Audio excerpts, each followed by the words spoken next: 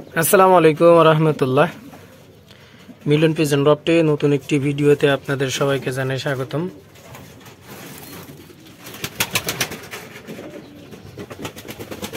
একটা জিনিস আপনাদেরকে দেখাই, এখন তো শীতকাল, শীত চলতেছে। এখন দেখবেন অনেক সময় অনেক বাচ্চা মারা যায়। আসলে বাচ্চা ছোট ছোট বাচ্চা যখন মারা যাওয়ার কিছু কিছু কারণ আছে, আর বড় বাচ্চা মারা যায় কিছু কারণ আছে। এক একজনের এক এক সিস্টেম সমস্যার কারণে হলো আপনার মারা যায়।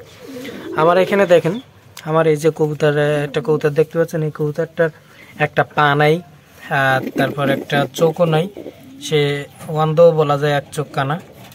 তারপরেও সে কিন্তু বাচ্চা দিছে, বাচ্চা উঠছে। এখন দেখেন ওর জায়গায় যে ডিমের যে তাওয়া ছিল, এই তাওয়াটা দিছিলাম, কিন্তু দেখা যায় ও বসেনি, রাগ করে। এই জন্য আবার ডিমটা নামাই ওইখানে রাখছিলাম। তারপর মনে হয় বাচ্চা উঠছে, আজকে সকালবেলায় দেখলাম।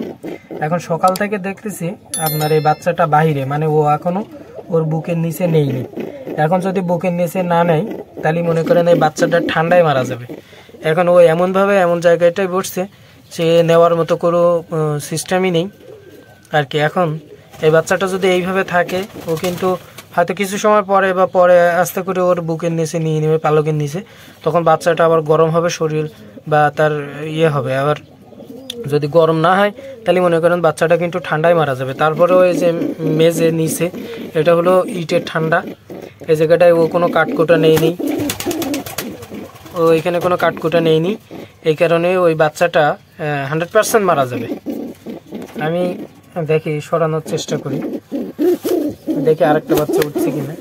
হ্যাঁ, দুইটা বাচ্চা উঠছে, এখানে দুইটা বাচ্চা উঠছে। তারপরে জায়গাটা ভিজা, দেখেন ওর কিন্তু একটা পা নাই, একটা পা নাই, ওর একটা পা নাই, আর একটা চোখও নাই।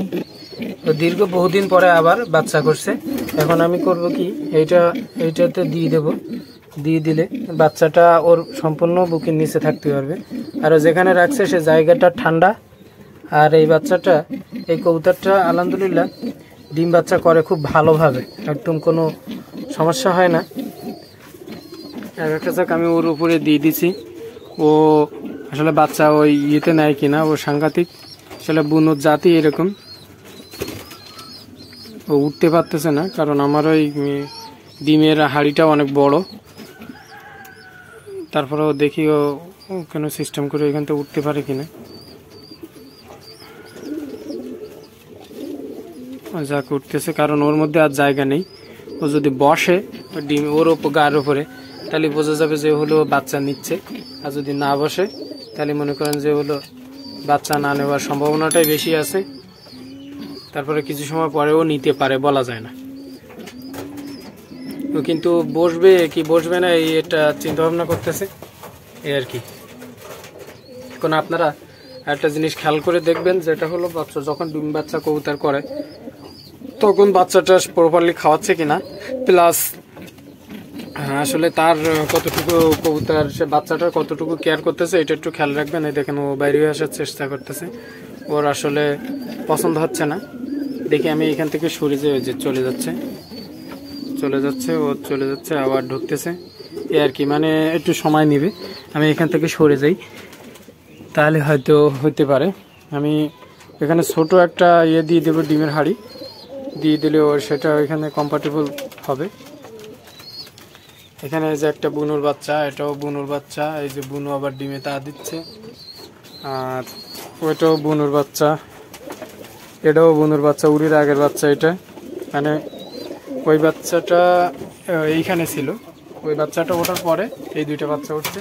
এই দুইটা বাচ্চা বড় হলো ওই বাচ্চাটা, যেটা দেখতেছেন, একটা বাচ্চা, এই আর কি। ওইখানে বুনুর ডিম আছে, ওই যে ফাঁকে দেখাচ্ছে, ওইখানেও বুনুর ডিম আছে, এই আর কি। যাক, আলহামদুলিল্লাহ, এই হলো আমার কবুতরের ঘরের অবস্থা।